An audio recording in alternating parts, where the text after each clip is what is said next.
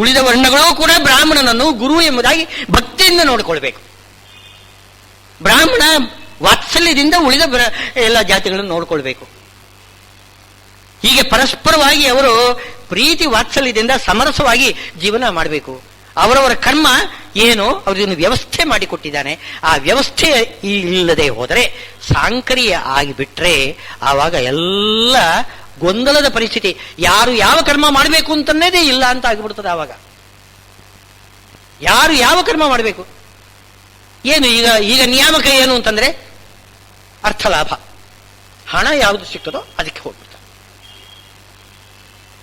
ಯಾವುದರಿಂದ ಒಳ್ಳೆ ಇದು ಒಳ್ಳೆ ಉದ್ಯಮ, ವ್ಯಾಪಾರ, ಉದ್ದಿಮೆ, ಇತ್ಯಾದಿಗಳೆಲ್ಲ ಮಾಡಿದ್ರೆ ಅದೇ ಬೇಕಾದಷ್ಟು ಹಣ ಬರ್ತದೆ, ಅದು ಮಾಡ್ತೇನೆ ಅಂತಂತಾರೆ. ಎಲ್ಲರೂ ಕೂಡ ಅದಕ್ಕೆ ಹೋಗಿಬಿಟ್ರೆ ಉಳಿದ ಏನೋ ಏನೋ ತಿನ್ನಲಿಕ್ಕೆ ಬೇಕಾದ ಇದು ಏನು ಕೃಷಿ ಮುಂತಾದವುಗಳೆಲ್ಲ ಯಾರು ಮಾಡುವರು? ಅಲ್ಲಿ ದೈಹಿಕ ಶ್ರಮ ಬೇಕು, ಕಷ್ಟಪಡಬೇಕು. ಇದೇನು ಶ್ರಮ ಇಲ್ಲದೆ ಕೂತ್ಕೊಂಡು ಉದ್ದಿಮೆ ಮಾಡ್ಕೊಂಡು ಹೋದ್ರೆ ಏನೋ ಸಾಫ್ಟ್ವೇರ್ ಇಂಥದ್ದೆಲ್ಲ ಮಾಡ್ಕೊಂಡ್ಬಿಟ್ರೆ ಏನು ಬೇಕಾದಷ್ಟು ದುಡ್ಡು ಬರ್ತದೆ. ಹಾಗೆ ಎಲ್ಲರೂ ಕೂಡ ಅದಕ್ಕೆ ಬೆನ್ನು ಹತ್ತಿದರೆ ಲೋಕ ಉಳಿತದೇನು? ಒಂದು ವ್ಯವಸ್ಥೆ ಬೇಕು. ಭೌತಿಕ ಅಭಿವೃದ್ಧಿ ದೃಷ್ಟಿಯಿಂದಲೂ ಕೂಡ ಈ ಏನು ವರ್ಣಗಳು ಬೇಕೇ ಬೇಕು. ಅಷ್ಟು ಮಾತ್ರವಲ್ಲ, ಮುಖ್ಯವಾಗಿ ಭೌತಿಕ ಅಭಿವೃದ್ಧಿ ಮನಸ್ಸಲ್ಲಿಟ್ಟುಕೊಂಡಿಲ್ಲ ಭಗವಂತ, ಆಧ್ಯಾತ್ಮಿಕ ದೃಷ್ಟಿಯಿಂದ ಮಾಡಿಕೊಂಡಿಲ್ಲ. ಆಧ್ಯಾತ್ಮಿಕ ದೃಷ್ಟಿಯಿಂದ ಅವನೇನು ಮಾಡಬೇಕು? ಅವರು ಆಯಾಯ ಕರ್ಮವನ್ನು ಅವರು ಮಾಡ್ತಾ ಬಂದಿರಬೇಕು. ವಿಶೇಷವಾಗಿ ಭಗವದ್ಭಕ್ತಿ, ಜ್ಞಾನ, ಭಕ್ತಿ, ವೈರಾಗ್ಯ ಏನು ಜ್ಞಾನ ಕಾರ್ಯದಲ್ಲಿ ತೊಡಗಿಸಿಕೊಳ್ಳತಕ್ಕಂಥವನು ಎಲ್ಲರಿಗೂ ಕೂಡ ಅದರಲ್ಲಿ ರುಚಿ ಉಂಟಾಗುವ ಹಾಗೆ ಪ್ರೇರಣಾ ಮಾಡಿ ಅವರನ್ನು ಪ್ರೀತಿಯಿಂದ ಆ ವಿಷ್ಣು ಭಕ್ತಿಯ ಆ ಒಂದು ಕುಟುಂಬದಲ್ಲಿ ಅವರನ್ನು ತಗೊಳ್ಳಿಕ್ಕೆ ಯಾರು? ಅವನು ಬ್ರಾಹ್ಮಣ, ಅವನು ಕರ್ಮ ಮಾಡಬೇಕು. ಏನು ಬಾಂಧವ ವಿಷ್ಣು ಭಕ್ತಾಶ್ಚ ಸ್ವದೇಶೋ ಭುವನತ್ರಯಂ. ಎಲ್ಲರೂ ಕೂಡ ಬಾಂಧವರು, ಎಲ್ಲರೂ ಕೂಡ ಒಂದು ಮನೆ, ಭುವನತ್ರಯ ಒಂದು ಮನೆ ನಮಗೆ. ಆ ಭಾವನೆಯಿಂದ ಎಲ್ಲರನ್ನು ಒಟ್ಟು ಕೂಡಿಸ್ತಕ್ಕಂಥ ಒಂದು ಶಕ್ತಿ ವಿಷ್ಣು ಭಕ್ತಿಯ ಕೇಂದ್ರದ ಸುತ್ತ ಪ್ರತಿಯೊಬ್ಬ ವ್ಯಕ್ತಿಯನ್ನು ಸೆಳೆದು ಒಂದು ಕಡೆ ಒಟ್ಟು ಕೂಡಿಸ್ತಕ್ಕಂಥದ್ದು ಐಕ್ಯ ಮಂತ್ರ. ಯಾವುದದು ಐಕ್ಯ ಮಂತ್ರ? ಏನು ಭಾರತ ಮಾತೆ ಜಯ ಆಗಲಿ, ಅದು ಮಂತ್ರ ಅಲ್ಲ, ಐಕ್ಯ ಮಂತ್ರ ಅಲ್ಲ. ವಿಷ್ಣುವನ್ನು ಹೊಗಳಬೇಕು, ಪರಮಾತ್ಮನ ಹರಿಸರ್ವೋತ್ತಮ ವಾಯುಜೀವೋತ್ತಮ ಅಂತ ಅನ್ಬೇಕು. ಇದು ಐಕ್ಯ ಮಂತ್ರ ಆಗಬೇಕು. ಎಲ್ಲರನ್ನು ಸೇರಿಸ್ಕೋಬೇಕು. ಒಂದು ಸೇರಿಸತಕ್ಕಂತಹ ಒಂದು ಒಗ್ಗಟ್ಟಿಗೆ ಬೇಕಾಗಿರತಕ್ಕಂತಹ ಒಂದು ಶಕ್ತಿ ಅದು ಬ್ರಾಹ್ಮಣನ ವಶದಲ್ಲಿ. ಅದನ್ನು ಅವನು ಮಾಡ್ತಾ ಬರಬೇಕು. ಅದರಿಂದ ಲೋಕಕ್ಕೆ ಉಪಕಾರ. ಅದರಿಂದ ಅವನು ಹೇಳ್ತಿದ್ದಾನೆ, ಲೋಕ ಸಮಸ್ತ ಸುಖಿನೋ ಭವಂತು ಅಂತಂತಾನೆ. ತಾನು ತಪಸ್ಸು ಮಾಡಿ ಹೇಳುವುದೇನು? ದೇವರಲ್ಲಿ ಬೇಡಿಕೊಳ್ಳೋದು ಲೋಕ ಸಮಸ್ತ. ನೋಡಿ, ಸಂಧ್ಯಾ ವಂದನೆಯಲ್ಲಿ ಯಾವುದೇ ಫಲವನ್ನು ಬೇಡುವುದಿಲ್ಲ ಭಗವಂತನಲ್ಲಿ. ನೋಡಿ, ಸಂಧ್ಯಾ ವಂದನೆಯಲ್ಲಿ ಯಾವುದೇ ಮಂತ್ರದಲ್ಲಿ ಸ್ವಯಂ ಏನು ಬಲ ಕೇಳುವುದಿಲ್ಲ. ಕೊನೆಗೆ ಹೇಳೋದು ಲೋಕ ಸಮಸ್ತ ಸುಖಿನೋ ಭವಂತು. ಅದು ನಿಜವಾದ ಬ್ರಾಹ್ಮಣನ ಧರ್ಮ. ನಾವು ಯಾವ ಜಾತಿಯನ್ನೂ ಕೂಡ ನಿರಾಕರಣೆ ಮಾಡಬೇಕು, ಅವರನ್ನು ದೂರ ಇಡಬೇಕು. ಅಸ್ಪೃಶ್ಯರು ಅಂತನ್ಲಿಕ್ಕೆ ಕಾರಣ ಏನು ಅಂತಂದ್ರೆ ಅದು ದ್ವೇಷ ಅಲ್ಲ, ಅದು ಹಾಗೆ ತಿಳ್ಕೊಂಡಿದ್ದಾರೆ. ಅಸ್ಪೃಶ್ಯತೆ ಅಂತನೂ ದೊಡ್ಡ ಶಾಪ, ಅದು ದೊಡ್ಡ ಇದು ಒಂದು ದ್ವೇಷದಿಂದ, ಸ್ವಾರ್ಥದಿಂದ ಅವರನ್ನು ಶೂದ್ರರನ್ನು ದೂರ ಇಟ್ಟು ಇವರು ಹಣ ಸಂಪಾದನೆ ಮಾಡಲಿಕ್ಕೋಸ್ಕರ ಬ್ರಾಹ್ಮಣರು ಹಾಗೆ ಮಾಡಿದ್ದಾರೆ ಅಂತ ಹೀಗೆ ಹೇಳ್ತಾ ಇದ್ದಾರೆ. ತಪ್ಪದು. ಅಸ್ಪೃಶ್ಯತೆ ಅಂತನ್ನೋದು ಅದೇನಾಗ್ತದೆ? ಏನು ಸ್ಪೃಶ್ಯ ಅಂತಂದ್ರೆ ಜೊತೆಗೆ ಇಡ್ಬೋದು, ಅವನು ಮಡಿ ಮೈಲಿಗೆ ಏನಿಲ್ಲ, ಎಲ್ಲರೂ ಒಂದೇ, ಮಾನವತ ಜಾತಿ ಒಂದೇ ಅಂತ ಮಾಡಿಕೊಂಡು ಎಲ್ಲರೂ ಸೇರಿಕೊಂಡು ಒಂದೇ ಕಡೆಯಲ್ಲಿ ಊಟ ಮಾಡಬೇಕು ಅಂತ ಅರ್ಥ ಅವ್ರು ಹೇಳೋದು. ಗೋಮಾಂಸ ಭಕ್ಷಣೆ ಮಾಡಬೇಕು ಎಲ್ಲರೂ ಕೂಡ. ಮಾಂಸ ಭಕ್ಷಣೆ, ಮದ್ಯ ಮಾಂಸ ಸ್ವೀಕಾರ ಮಾಡಬೇಕು.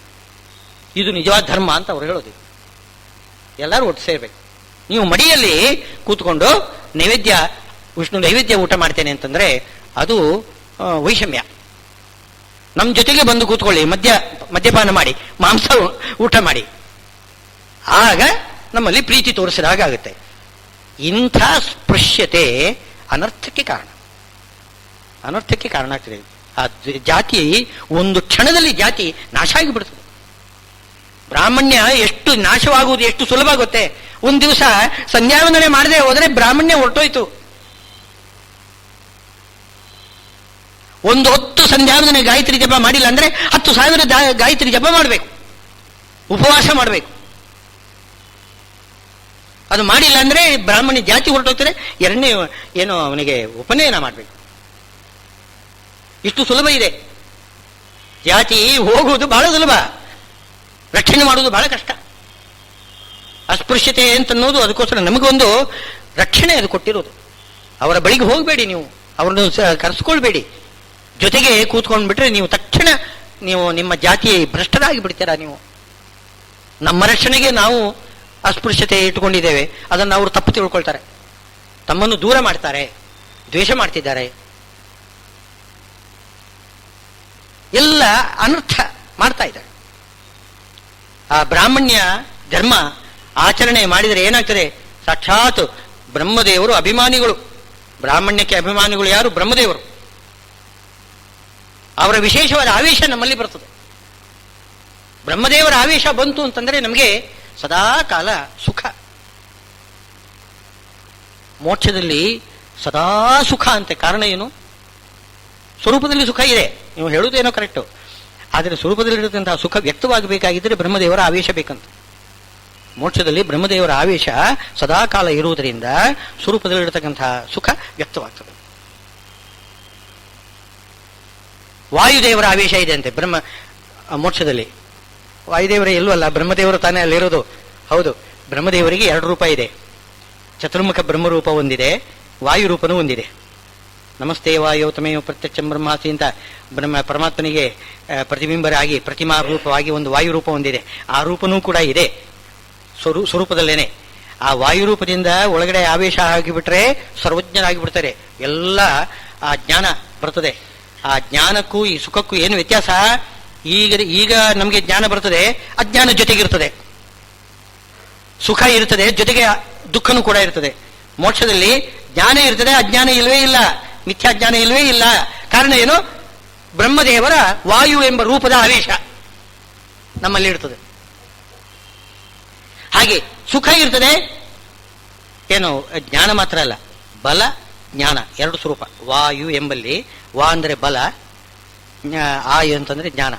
ಬಲ ಜ್ಞಾನ ಅದು 2 ಮೋಕ್ಷದಲ್ಲಿ ವಿಶೇಷವಾಗಿ ವಾಯುದೇವರ ಆವೇಶದಿಂದ ಬ್ರಹ್ಮದೇವರ ಆವೇಶದಿಂದ ಅದು ಬರ್ತದೆ.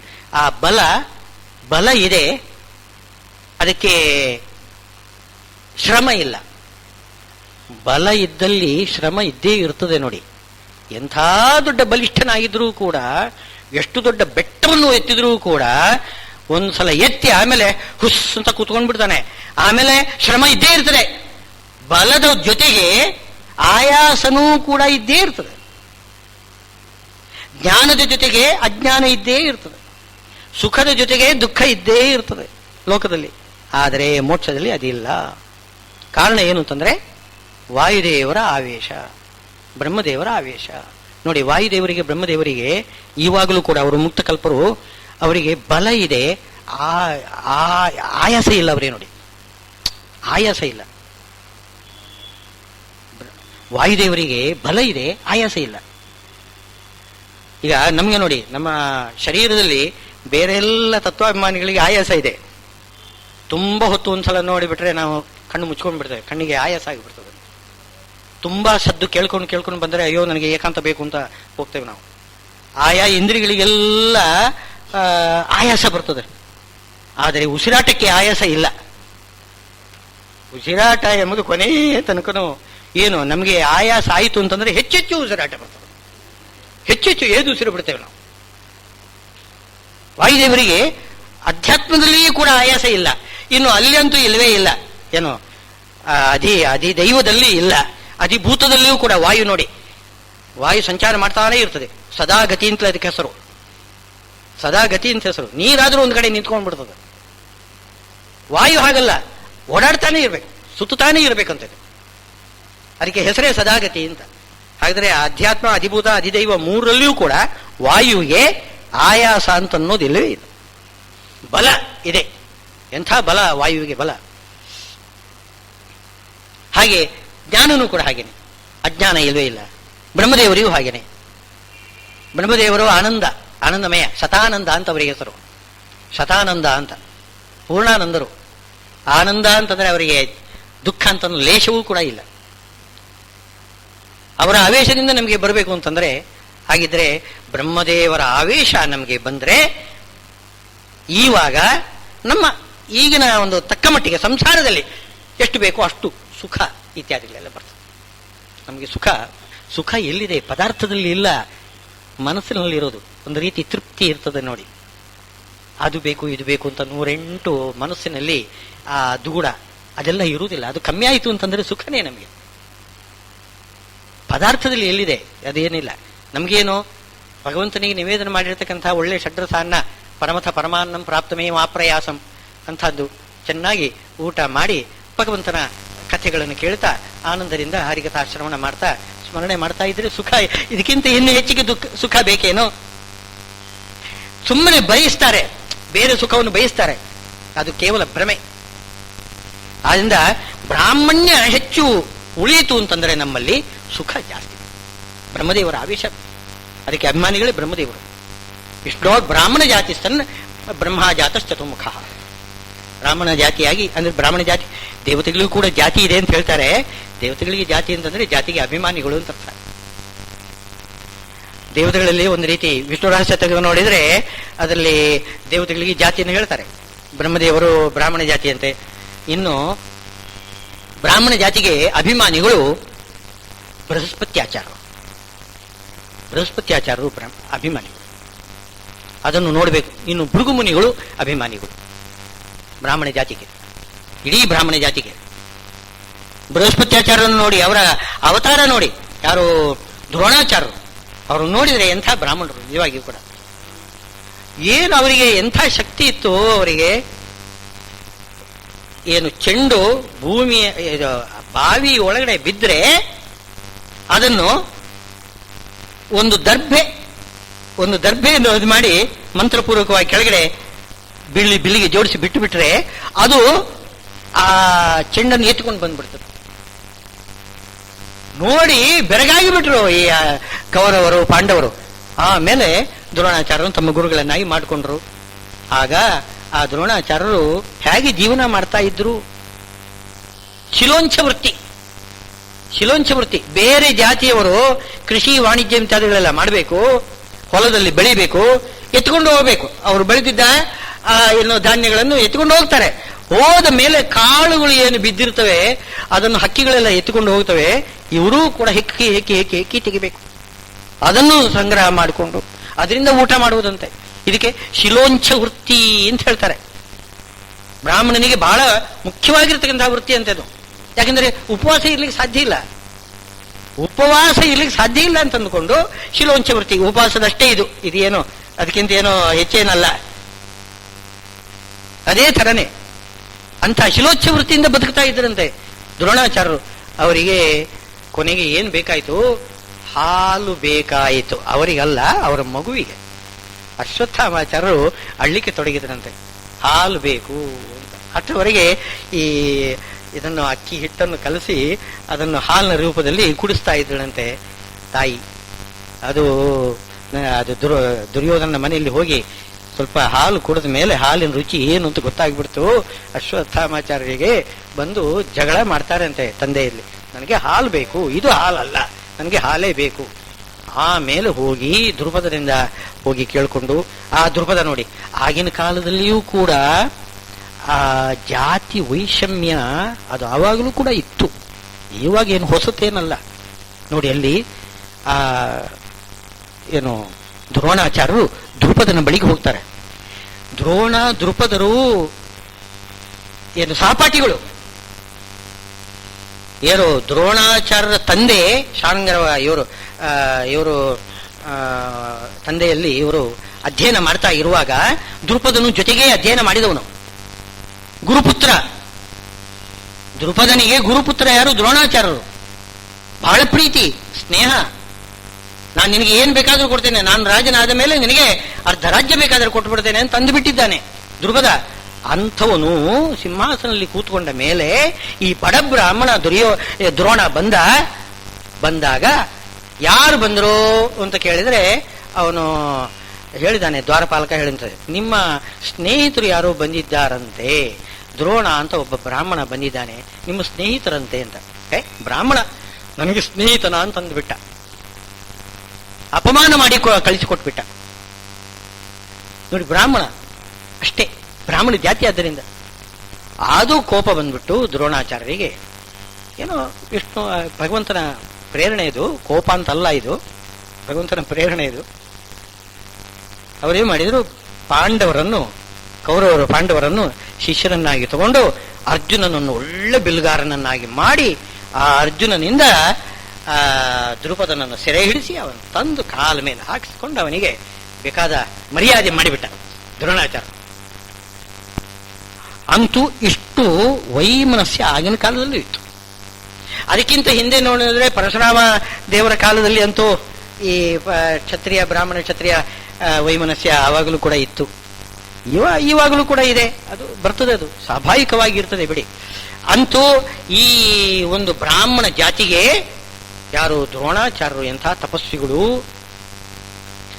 ಆಮೇಲೆ ಮಾತ್ರ ಅರಮನೆಯಲ್ಲಿ ಕುಳಿತುಕೊಂಡು ಭೋಗವನ್ನು ಭೋಗಿಸಿದರಲ್ಲ ದ್ರೋಣಾಚಾರ್ಯರು ಅಂತ ಅನ್ನಬಹುದು. ಆದರೆ ವಾಸ್ತುತಸ್ತು ಅವರು ಶಿಷ್ಯರು, ಶಿಷ್ಯರ ಸಂಪತ್ತು ಗುರುವಿನದ್ದು ಅಂತ ಲೆಕ್ಕ ಶಾಸ್ತ್ರ ಹೇಳ್ತಾ ಇದೆ. ಈಗ ಮಗ ಸಂಪಾದನೆ ಮಾಡಿದ್ದು ತಂದೆ ತಾಯಿಗಳಿಗೆ ಅವನು ಸಾಲ ಮಾಡ್ಬೇಕೇನೋ, ಮಗನ ಹತ್ರ ಬೇಡಬೇಕೇನೋ? ಇಲ್ಲ, ಅದು ಅವಂದೇ ಸೊತ್ತು.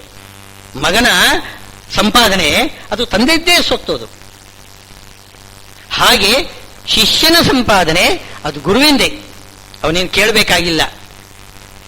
ಅವರು ನಿರ್ಲಿಪ್ತರಾಗಿ ದ್ರೋಣಾಚಾರ್ಯರು ಅವರು ಮಹಾಭಾರತದಲ್ಲಿ ವರ್ಣನೆ ಮಾಡ್ತಾ ಇದ್ದಾರೆ. ನಿರ್ಲಿಪ್ತರಾಗಿ ಅವರು ಎಷ್ಟು ಬೇಕೋ ಅಷ್ಟು ಭೋಗ ಮಾಡ್ತಾ ಇದ್ರು.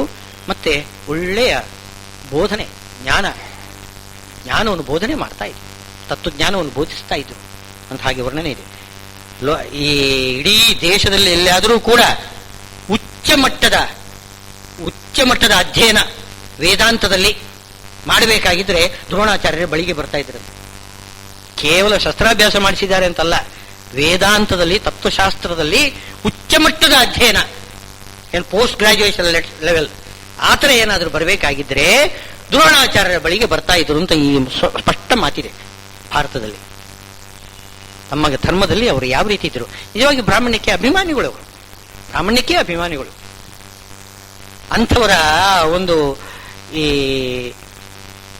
ಅವರ ಒಂದು ಸನ್ನಿಧಾನ ನಮ್ಮಲ್ಲಿ ಬರ್ತದೆ. ನಾವು ಬ್ರಾಹ್ಮಣ ಧರ್ಮವನ್ನು ಅನುಸರಿಸಿದರೆ ನಮ್ಮಲ್ಲಿ ಈ ಋಷಿಮುನಿಗಳು, ಬೃಹಸ್ಪತ್ಯಾಚಾರ್ಯರು, ಭೃಗು ಮುನಿಗಳು ಮತ್ತೆ ಬ್ರಹ್ಮದೇವರ ವಿಶೇಷವಾದ ಆವೇಶ ನಮ್ಮಲ್ಲಿ ಬಂದು ವಿಶೇಷವಾಗಿ ಭಗವಂತನ ಅನುಗ್ರಹ ನಮಗೆ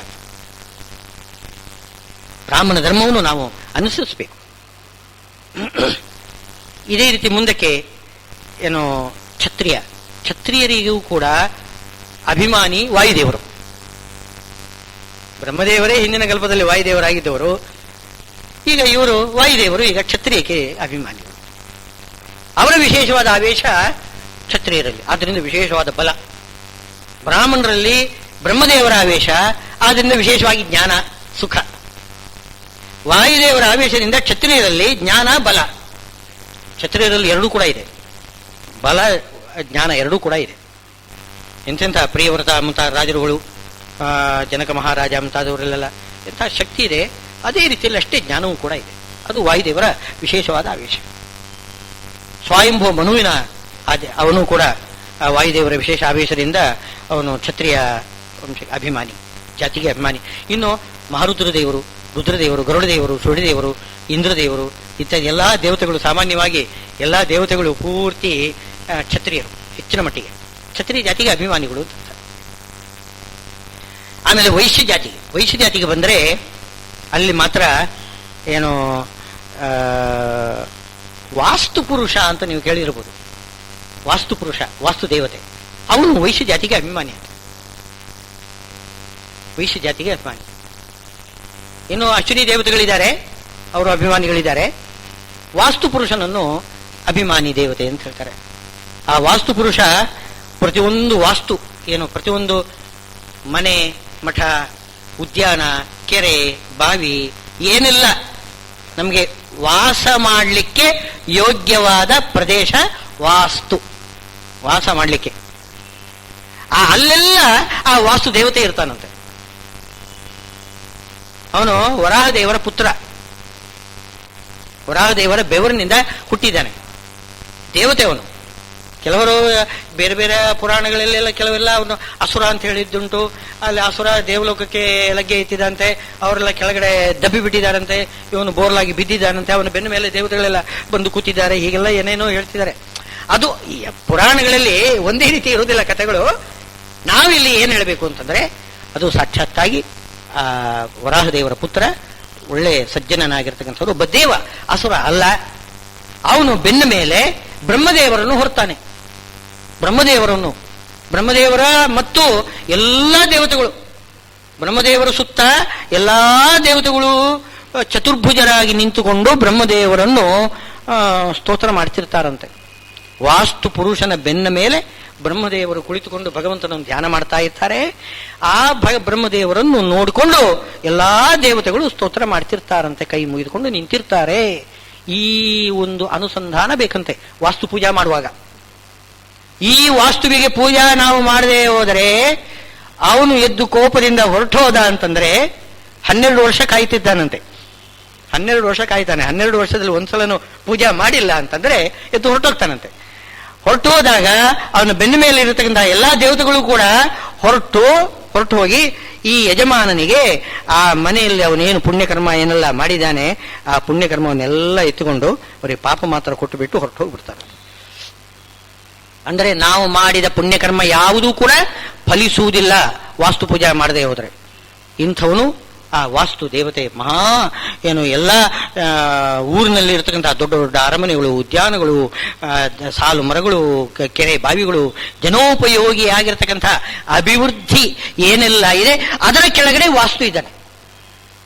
ಎಲ್ಲವನ್ನೂ ಕೂಡ ರಕ್ಷಣೆ ಮಾಡತಕ್ಕಂಥವನು ವಾಸ್ತು. ವೈಶ್ಯರಿಗೆ ಅಭಿಮಾನಿ, ವೈಶ್ಯ ಜಾತಿಗೆ ಅಭಿಮಾನಿ ಅವನು. ವೈಶ್ಯರು ಕೂಡ ಇದೇ ಕರ್ಮ ಮಾಡಬೇಕು. ಅವ್ರು ಬೇಕಾದ ದುಡ್ಡು ಸಂಪಾದನೆ ಮಾಡ್ತಾರೆ.